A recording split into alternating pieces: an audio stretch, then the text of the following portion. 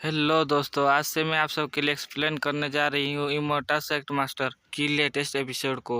Video start होती है और हमें जियांग को दिखाया जाता है जो उन सब का क्लास ले रही होती है। जियांग पूछती है कि आखिर इस आइडिया किसका था। हेतिन गर्व से बोलती है कि इस आइडिया मेरा था और मेरे साथ साथ मेरे सीनियर सिस्टर का भी था, इसलिए उन सबको बराबर की रिवार्ड मिलना चाहिए। मुझे अल्केमी रूम में 4 घंटे की जो प्रैक्टिस करने की रिवार्ड मिली है, ये रिवार्ड इन सबको भी बराबर की मिलना चाहिए। उस सूप को बनाने में प्रिंस ने भी सहायता की थी। उस एलेक्जर को रिफाइन करने के लिए लाइला ने मेरी मदद की थी। बड़े से हांडी को पंखा दे करके उसने मेरी मदद की थी। तभी जियांग कहती है कि ठीक है, अगले 4 घंटे के लिए तुम सबको वेपन रिफाइन रूम में जाना होगा और कड़ी मेहनत करके 4 घंटे तक प्रैक्टिस करना होगा। ये जो अल्केमी रूम में जाकर प्रैक्टिस करने की टैक्स होती है, इसको जियांग की सिस्टम ने उसे बताई होती है। तभी उसका सिस्टम कहती है कि जियांग को अभी तक 50% टैक्स कंप्लीट हुआ है। जियांग सोचती है कि मैंने तो सभी को प्रैक्टिस करने के लिए उस रूम में भेज दिया है, आखिर टैक्स 50% क्यों कंप्लीट हुआ है। जरूर कोई बात है जो ये लोग मुझसे छुपा रहे हैं। ये बात जानकर जियांग अपनी एक डिसेबल के पास जाती है जिसके पेट में कुछ भी बात नहीं रहती, सब वो बोल देती है, और वो है हेतिन। आगे हेतिन को पूछती है कि कोई ऐसी चीज़ है जो मुझसे छुपा रही हो, जिसमें हेतिन अपने हाथ से हथियार नीचे पकाकर जियांग के सामने माफ़ी मांगने लगती है कि मास्टर, आपको तो सब कुछ पता है मास्टर, इसीलिए मैं अब ज़्यादा लालच नहीं करूँगा मेरिट को पाने के चक्कर में। उस पिल को हमने नहीं, धर्मा टीचर ने रिफाइन किया था, हमने उनकी मदद की थी, सारा काम उन्होंने किया था। अब जियांग को समझ में आती है कि इस सारे क्रियाकांड की मास्टरमाइंड के पीछे कौन है। वो धर्मा टीचर ही है और कोई नहीं। आगे वो लिशा को कहती है कि जल्द से जल्द धर्मा टीचर को यहाँ पर बुलाओ। तुम ये मत कहना कि यहाँ पर सबको पनिशमेंट दिया जा रहा है, मेरिट के तौर पर यहाँ पर रिवार्ड दिया जा रहा है, ये ही बोलना। आगे ये बात वो धर्मा टीचर को बोलती है, जिससे कि सुनकर धर्मा टीचर दौड़ते हुए जियांग के पास पहुँच जाती है। रिवार्ड पाने की लालच में वहाँ पर पहुँच जाती है। धर्मा टीचर कहती है कि एक्चुअल में उस पिल को मैंने ही रिफाइन किया था, उन सब लोगों ने मेरे साथ ही दिया था खाली, इसीलिए पूरा इनाम पाने की हकदार मैं हूँ। जियांग धर्मा टीचर को कहती है कि तो यही बात है, जिन लोगों ने मेरी मदद की थी मैं उन सबको रिवार्ड दे चुकी हूँ, अब तुम्हारी बारी है। उन सबको रिवार्ड के तौर पर वेपन रिफाइनरी रूम में भेज दिया गया है, अब आपकी बारी है। मुझे बचाने की श्रेय आप खुद के ऊपर ले रहे हैं, इसीलिए आपको भी रिवार्ड दिया जाएगी। आप कुछ घंटे के लिए उस प्रैक्टिस रूम में जाकर प्रैक्टिस करें ताकि आप खुद को लेवल अप कर सके। धर्मा टीचर वहाँ पर नहीं जाना चाहते थे क्योंकि प्रैक्टिस रूम में जाकर उनका क्या हाल होगा ये सब लोग जाते हैं।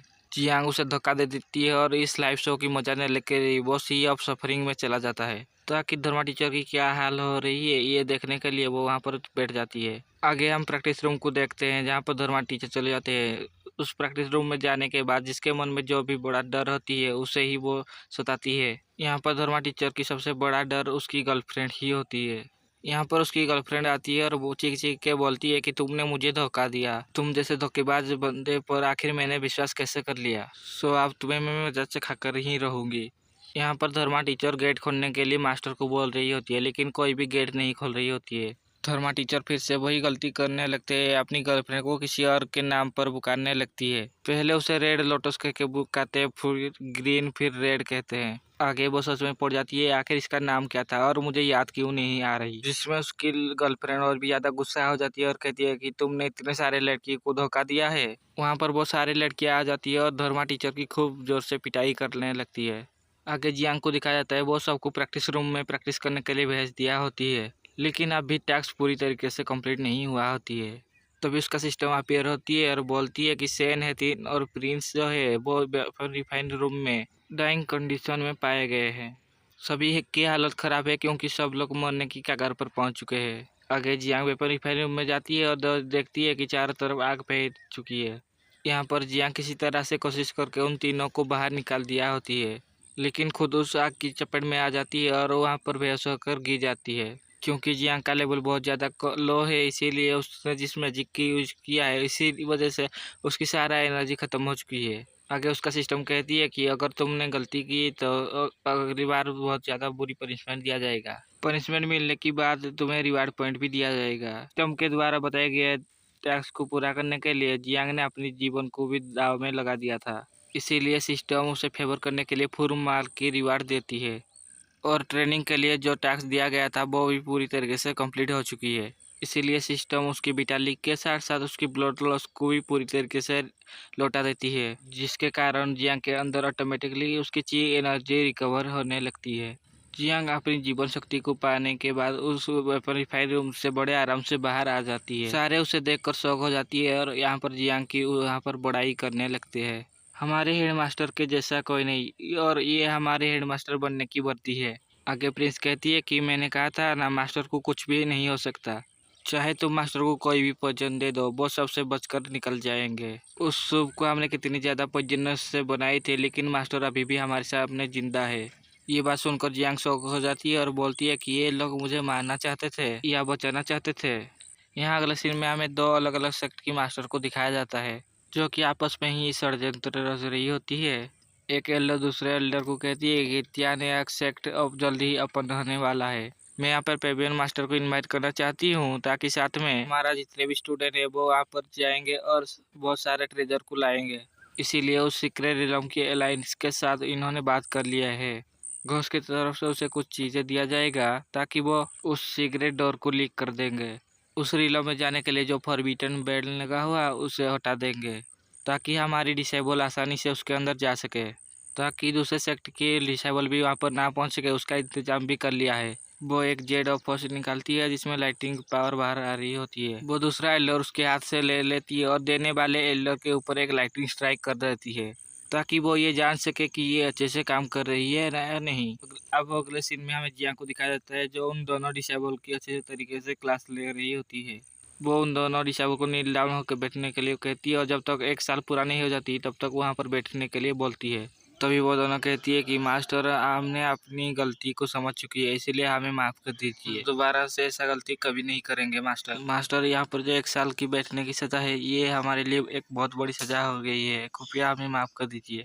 तभी जियांग कहती है कि मैं तुम्हारी मुश्किल को आसान कर सकती हूँ जब तक त्यान्यान सेक्ट की रिलम ओपन ना हो जाए। इतना कहते ही वहाँ पर त्यान्यान सेक्ट की रिलम की पोर्टल ओपन हो जाती है। इसका फायदा उठाने के लिए वो दोनों तुरंत ही उठकर खड़े हो जाते हैं और उस रूम में जाने के लिए। जियांग कहती है कि रुक जाओ, मैंने अभी तक तुम्हें अलाउ नहीं किया है उस रूम में जाने के लिए। हम देखते हैं कि जियांग ने अपनी हाथ आगे बढ़ाती है जिसकी वजह से उस रिलम की पोर्टल और भी नजदीक आ जाती है। तभी जियांग अपनी सिस्टम को गालियां देते हुए कहती है कि तुम मेरे डिसाइबल के सामने मेरी बेइज्जती करना चाहते हो। तभी जियांग अपनी हाथ को हिलाती है जिसे देखकर हेतिन कहती है कि वाह, हमारी मास्टर बहुत ज़्यादा पावरफुल है जो इतने आसानी से हमारे सामने ही उस पोर्टल को ओपन कर दिया है। अब आगे वो दोनों मास्टर से माफ़ी मांगते हुए उस सीक्रेट रिलम के अंदर चले जाते हैं। अब अगले सीन में हम वो दोनों एल्डर को दिखाया जाता है जो अपनी डिसेबल को तैयार कर रहे होते हैं उस सीक्रेट रिलम में जाने के लिए। वो एल्डर कहती है कि सीक्रेट रिलम का दरवाजा ओपन हो चुकी है, अब तुम उसके अंदर जाओ। इमोर्टल सेक्ट की अगर कोई भी डिसेबल वहाँ पर मिलती है तो उन सबको जान से मार देना। जैसे ही उसका डिसेबल अंदर जाने की कोशिश करते हैं वो बाहर फेंके हुए चले आते हैं। अब उनको पता चल जाता है कि त्यान्यान रूम का जो सीक्रेट डोर है वो कहीं और पे खुल चुकी है। तभी वो दूसरा एल्डर कैलकुलेट करने लगती है और बोलती है कि मैंने तो सब कुछ सही से किया था और घोष भी दिया था, आखिर वो अपनी गेट कहीं दूसरे जगह पर कैसे ओपन हो सकती है। आगे वो अपनी स्पिरिचुअल आई की पावर को इस्तेमाल करने लगती है और पता कर लेती है कि वो गेट कहाँ पर ओपन हुआ है। वो गेट इमोर्टल सेक्ट में ओपन हुआ है। आखिर वो इमोर्टल सेक्ट कहाँ पर है इसे पता करने के लिए वो फिर से अपनी पावर को इस्तेमाल करने लगती है, लेकिन सिस्टम ने उसके इमोर्टल सेक्ट के आजू बाजू के पास एक फॉरबिडन बैन लगा दिया होती है। बहुत कोशिश करने के बाद भी एल्डर उस इमोर्टल सेक्ट के अंदर को नहीं देख पाता। वो एल्डर कहती है कि आज चाहे मेरी जान ही क्यों ना चले जाए, मैं उस इमोर्टल सेक्ट कहाँ पर है उसे पता करके ही रहूँगा। तभी एक डिसेबल कहती है कि इतना ड्रामा करने की कोई ज़रूरत नहीं है, हमें नया सीक्रेट रिलम की ओपनिंग डोर मिल चुकी है। वो एल्डर अपनी फुल पावर का इस्तेमाल करते हुए अपने सारे स्टूडेंट को एक साथ ही उस ओपनिंग के अंदर भेज देती है, क्योंकि वो सीक्रेट रिलम की ओपनिंग जो हुई है वो कम समय के लिए हुई है। अगर जल्द से जल्द उसके अंदर नहीं गया तो वो बंद हो सकती है। तभी हम देखते हैं कि वो सारे एल्डर इस इमोर्टल सेक्ट के अंदर जाना चाहते हैं, लेकिन इमोर्टल सेक्ट के बाहर एक फॉरबिडन बैन लगी होती है, इसीलिए वो लोग अंदर नहीं जा पाते। इसी बात से वो एल्डर काफ़ी ज़्यादा गुस्सा आ जाती है और अपने साथ कई सारे बंदे को लाने के लिए निकल पड़ती है। अब अगले सीन में हमें सीक्रेट रिलम के अंदर की सीन दिखाया जाता है जहाँ पर वो दोनों पहुँच चुके होते हैं। वहाँ पर सीक्रेट रिलम के अंदर जाने का एक नेम प्लेट लगा हुआ होता है। तभी हेतिन वहाँ पर आसपास जितने भी स्टोन होते हैं वो सब कुछ ले लेती है और कहती है कि हम इस सीक्रेट रिलम को पूरा खाली करके ही जाएंगे। इसके अंदर जितना सारा ट्रेजर है हम सब कुछ लेकर चले जाएंगे। अब वो दोनों बहुत ज़्यादा एक्साइटेड हो जाते हैं क्योंकि इससे पहले वो इतने बड़े स्पिरिचुअल स्टोन को कभी नहीं देखा था। हेतिन वहाँ पर जितने भी सारे स्पिरिचुअल स्टोन लगे हुए होते हैं सब कुछ उखाड़ लेती है और अपने पास रख लेती है। अब वो दोनों जैसे ही अंदर जाते हैं उनको एक स्पिरिचुअल पैवेलियन दिखता है। तभी हमें जियांग और धर्मा टीचर को दिखाया जाता है जो इनको बहुत ज़्यादा चिंता सता रही होती है, क्योंकि वहाँ पर दूसरे सेक्ट की भी स्टूडेंट जा चुकी होती है, इसीलिए उन दोनों को बहुत ज़्यादा चिंता सता रही होती है। तभी जियांग धर्मा टीचर को कहती है कि दूसरे सेक्ट की जो डिसेबल है वो मेरे सामने चींटी की बराबर है, वो मेरे किसी भी स्टूडेंट की बाल भी बांका नहीं कर पाएगी। तभी उसका सिस्टम अपेयर होती है और जियांग को कहती है कि जो लाइला है वो बहुत बड़े खतरे में है, इसीलिए उसे बचाने के लिए जियांग को जाना होगा और यही अगला टास्क है सिस्टम के द्वारा। तभी सिस्टम एक पोर्टल ओपन करती है और जियांग को क्विकली उसके अंदर टेलीपोर्ट कर देती है। इधर धर्मा टीचर देखते ही रह जाते हैं कि आखिर हेडमास्टर अचानक से कहाँ गायब हो गए। तभी हमें जियांग को दिखाया जाता है जो अपनी सिस्टम को गालियाँ दे रही होती है और कहती है कि तुमने जानबूझकर मुझे सीक्रेट रिलम में पहुँचा दिया है, क्योंकि लाइला तो ट्रेनिंग रूम है और ट्रेनिंग रूम में किसी तरह से कैसे खतरा हो सकती है। तभी सिस्टम कहती है कि तुम टास्क को कंप्लीट करो और इस बार रिवार्ड के तौर पर तुम्हें 2 किलिंग हिट की एक्सपीरियंस दिया जाएगी। अगर तुमने इस टास्क को कंप्लीट नहीं कर पाए तो पनिशमेंट के तौर पर तुम्हें इस सीक्रेट रिलम में हमेशा के लिए ट्रैप होकर रहना पड़ेगा। तभी जियांग कहती है कि आखिर ये किस तरह की पेनाल्टी है, ये तो एक तरफ की दादागिरी हुई। आगे हमें उस सीक्रेट रिलम में जियांग ची के स्टूडेंट को देखते हैं जो कि वहाँ पर ट्रेजर ढूंढ रही होती है और उनको पता चल जाता है कि यहाँ पर पहले भी कोई आ चुकी है जो यहाँ की सारा ट्रेजर को लूट चुकी है और हमारे के लिए कुछ भी नहीं बचा है। तभी उन दोनों डिसेबल में से एक को एक लायन स्टैचू दिखती है, उसके आंखों से निकलने वाले तेज एनर्जी उस डिसेबल के सीने की आर पार हो जाती है। तभी हमें उस स्टूडेंट को दिखाया जाता है जो उस लायन की कंट्रोल में आ जाती है और वो एक डीमन बन जाती है। वो अपनी साथी की एनर्जी को सोचने लगती है, जैसे ही वो उसकी साथी की एनर्जी को पूरी तरीके से सोच लेती है वो वहीं पर मर जाती है। तभी वो डीमन कहती है कि मैं इतने सालों से यहीं पर कैद था, आज वो दिन आ गया है, फाइनली मैं आज़ाद होंगी। किसी ने उस मूर्ति के ऊपर बैन के तौर पर एक तलवार रखी हुई थी, उसे ट्रेजर समझ के किसी ने निकाल लिया होती है, जिसके कारण वो बैन हट जाती है और डीमन रिलीज हो जाती है। तभी हमें और एक सेक्ट की डिसेबल को दिखाया जाता है जिसके पीछे से किसी ने अटैक कर दिया होती है, क्योंकि वो तियानदुल सेक्ट के स्टूडेंट को बहुत ज़्यादा नफरत करती है और इसीलिए वो उसकी दुश्मन बन जाती है, इसीलिए मार देती है, जिसके कारण उसके अंदर की डीमन भी मर जाती है। तभी हमें जियांग को दिखाया जाता है जो हेतिन और प्रिंस को ढूंढ रही होती है। वो वहाँ पर कह रही होती है कि तुम दोनों मुझे अकेला मत छोड़ो, क्योंकि मुझे भूतों से बहुत ज़्यादा डर लगती है। तभी किसी की चीखने की आवाज़ सुनाई देती है, जिसे सुनकर वो उस तरफ जाने लगती है। वो वहाँ पर जाकर देखती है तो कैसे ही उन्होंने तियानदुल की डिसेबल को मार दिया होती है। तभी वो कहती है कि ये बंदा बहुत ज़्यादा क्रूअल है, अगर मैंने इसको यहाँ पर मार दिया तो मैं हेतिन और प्रिंस की जान बचा सकती हूँ। जैसे ही वो तलवार लेकर उसके ऊपर अटैक करने के लिए जाती है, लेकिन उससे पहले ही यून वहाँ से जा चुकी होती है। अब अगले सीन में हमें हेतिन और प्रिंस को दिखाया जाता है जो सुत्रा पैविलियन के अंदर होती है। वो दोनों देखती है कि इस जगह तो पूरी खाली होती है और कहती है कि ये सेक्ट तो हमारी सेक्ट से भी बहुत ज़्यादा बदतर है। तभी एक आवाज़ कहती है कि तुम दोनों अंदर आ चुके हो, इस लाइब्रेरी के अंदर ऐसा एक मेथड है जिसे अगर तुम कंप्लीट कर लेते हो तो इस लाइब्रेरी में जितने सारे टेक्निक है सब कुछ तुम्हारा हो जाएगी। तभी वो आवाज़ कहती है कि क्या तुम्हें इन सारे स्किल चाहिए, तो वही वो दोनों कहती है कि हम क्या भिखारी है, हमारे पास पहले से ही एक लाइब्रेरी है। वो दोनों ये कहकर वहाँ से चली जाती है। क्या डब्बा है इसके अंदर, क्या ही ये हमें टेक्निक दे पाएगा, हमारे पास तो पहले से ही गॉड लेवल की टेक्निक है और हमने उसको प्रैक्टिस कर रखा है। तभी वहाँ पर तियानदुल सेक्ट की बाकी बचे हुए डिसेबल पहुँच जाती है और वो चीख चीख के बोलती है कि हमें वो टेक्निक चाहिए। दरअसल ये टेक्निक नहीं, ये एक ट्रैप होती है, जो भी टेक्निक मांगेगा उसे मार दिया जाएगा। जैसे ही वो इस बात को सुनती है तो वो उन तीनों को यहीं पर मार देती है। अब हमें बाहर का सीन दिखाया जाता है। बाहर में जितने भी एल्डर है उन सबको पता चल जाता है कि उनके जितने सारे डिसेबल है सब मारे जा चुके हैं।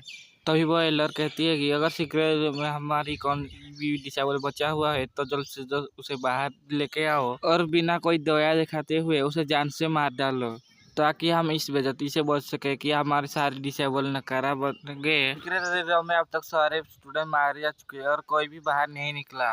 तभी हमें हेतिन और प्रिंस को दिखाया जाता है जो इतनी खतरनाक जगह में अब मज़े से घूम रही होती है। तभी अचानक प्रिंस के अंदर से एक एनर्जी निकलती है और वो उस अंडे में जाकर घुस जाती है। उस अंडे के अंदर से एक छोटा सा ड्रैगन निकलती है जो किसी प्रिंस के साथ बात ही कर सकता है। तभी हेतिन कहती है कि लगता है ये ड्रैगन तुम्हें पसंद करती है। प्रिंस उसे जवाब देती है कि मेरे अंदर एक रियल ड्रैगन की स्पिरिट है, जिसके कारण हम एक दूसरे से कम्युनिकेट कर पा रहे हैं। तभी हेतिन कहती है कि मेरे अंदर तो अभी ब्लैक ड्रैगन की स्पिरिट मौजूद है, तो आखिर ये मेरे साथ क्यों बात नहीं कर रहा। जिसमें प्रिंस कहती है कि तुम एक अलग तरह की नस्ल से आए हुए ड्रैगन हो, जिसमें हथिन कहती है कि ड्रैगन तो ड्रैगन है, तभी इसमें अलग क्या बात है। जिसमें प्रिंस कहती है कि तुम्हारे अंदर जो ब्लैक ड्रैगन की बॉडी है वो एक स्नेक से ट्रांसफर हुई है, मेरे अंदर जो गोल्डन ड्रैगन की बॉडी है वो एक फिश से ट्रांसफर हुई है। इसीलिए ड्रैगन और मेरी स्पिरिट एक ही नस्ल से आती है, इसीलिए वो मेरे साथ बात कर रही है। तभी दूसरी तरफ हमें जियांग को दिखाया जाता है जो आवाज़ देते हुए वहाँ पर भटक रही होती है। तभी उसे एक बंदा कुएं के अंदर दिखाया जाता है, जो बंदा उसे हेल्प मांग रही होती है। तभी वो बंदा कहती है कि मैं तियानदू सेक्ट का डिसेबल हूँ। तभी जियांग कहती है कि अगर मुझे घोस्ट मदद मांगता है तो मैं उसे ज़रूर मदद करता, लेकिन तुम जिस सेक्ट में आई हो उसके साथ मेरी पुरानी दुश्मनी है, इसीलिए मैं तुम्हारी मदद नहीं कर सकता। तभी वो बंदा कहती है कि मैं इस सेक्ट में नहीं आना चाहती थी, मुझे तो ज़बरदस्ती लाया गया है। जियांग उसकी मदद करने के लिए अपनी हाथ आगे बढ़ाती है, लेकिन वो बंदा अपनी दोनों हाथ उसे छुड़ा लेती है, जिसके कारण वो बेवकूफ़ बंदा कुएं के अंदर और भी गहराई में चला जाता है। तभी जियांग कहती है कि इसमें मेरी कोई गलती नहीं है, तुम अपनी बेवकूफ़ी की वजह से अपनी मौत के कगार पर पहुंच चुके हो। तभी हमें हथिन और जियांग को दिखाया जाता है जो उस छोटे की ड्रैगन को फॉलो करते हुए अपनी घर तक पहुंच जाती है, जो एक अजूरा ड्रैगन की घर होती है। तभी वहाँ पर एक तेज रोशनी दिखाई जाती है, उसके अंदर से अजूरा ड्रैगन बाहर निकलती है। वो ड्रैगन कहती है कि मुझे नहीं पता था कि मुझे बचाने के लिए मेरी डिसेंडेंट यहाँ पर आ जाएंगे। तभी वो ड्रैगन कहती है कि तुम ही दोनों हो जो हमारी ड्रैगन क्लैन की अगली उत्तराधिकारी बनोगे। आज तुम्हारी आने से हमारी चिंगलन क्लैन जो है वो पूरी तरीके से सेव हो चुकी है। इसमें प्रिंस पूछती है कि आखिर तुम्हारी ड्रैगन क्लैन के साथ ऐसा क्या हुआ जो तुम यहाँ पर 1000 सालों से कैद हो गए। तभी वो ड्रैगन कहती है कि हमारी फाइट एक क्लैन कबीले वालों के साथ फाइट हो गई, जिसके कारण वो लोग ज़्यादा पावरफुल थे, इसीलिए वो लोग हमें ट्रैप कर दिया यहाँ पर। वो कबीले वाले इतने ज़्यादा पावरफुल थे कि वो हमारी पूरी क्लान को यहीं पर ट्रैप कर दिए। उन कबीले वालों ने हमारी कल्टीवेशन के ऊपर एक बैन लगा दिया, जिसके कारण हमारी कई साथी मारे जा चुके हैं, जिससे हमें डर था कि हमारी चिंगलन प्रजाति की ब्लड लाइन खत्म हो जाएगी। तुम दोनों को देखकर लगता है कि अब इसे बचाई जा सकती है, क्योंकि तुम्हारे अंदर हमारी ब्लड लाइन एग्जिस्ट करती है, इसीलिए हमारी क्लान को बचाई जा सकती है। लेकिन तभी वहाँ पर तियानदू रिलम वाले के कुछ बचे कुछ डिसेबल पहुँच जाती है और ड्रैगन को कहती है कि इतनी जल्दी खुश होने की कोई ज़रूरत नहीं है, क्योंकि हम तुम्हारी सोल को कैप्चर करने के लिए यहाँ पर आए हैं। तभी वो ड्रैगन कहती है कि ये लोग उसी कबीले वालों में से बिलोंग करती है। तभी तियानदू सेक्ट की डिसेबल कहती है कि तुम्हारे एक ब्रोकन सोल है, आखिर तुम अपनी सोल के साथ कितनी देर तक हमसे बच सकती हो। अगर तुम फिर भी हमारे साथ फाइट करने के लिए रेडी हो, जिस तरह हमने तुम्हारी क्लान को बैन कर दिया था उसी तरह हम तुम्हें मारने के लिए कोई भी किसी से नहीं करेंगे। जिसमें वो ड्रैगन कहती है कि मैं अपनी बॉडी के लिए एक बैकअप बना लिया है। वो ड्रैगन जो होती है वो एक लेजर में ट्रांसफर हो जाती है और जाकर एक छोटे ड्रैगन के अंदर चली जाती है, जिसके कारण वो और भी ज़्यादा पावरफुल हो चुका था। तभी वहाँ पर यून भी आ जाती है और प्रिंस और हथिन को कहती है कि मैं तुम्हारी मदद करने के लिए यहाँ पर आई हूँ। वो कहती है कि तुम ड्रैगन को प्रोटेक्ट करो, तब तक के लिए मैं इन दोनों से निपटती हूँ। तभी वो डिसेबल कहती है कि तुम ड्रैगन किंग की सामना करो, बाकी मैं इन तीनों को देख लूँगा। तभी वहाँ पर एक दूसरे के साथ फाइट शुरू हो जाती है, जिसमें इमोर्टल सेक्ट वाले उन दूसरे सेक्ट वालों के ऊपर भारी पड़ रही होती है।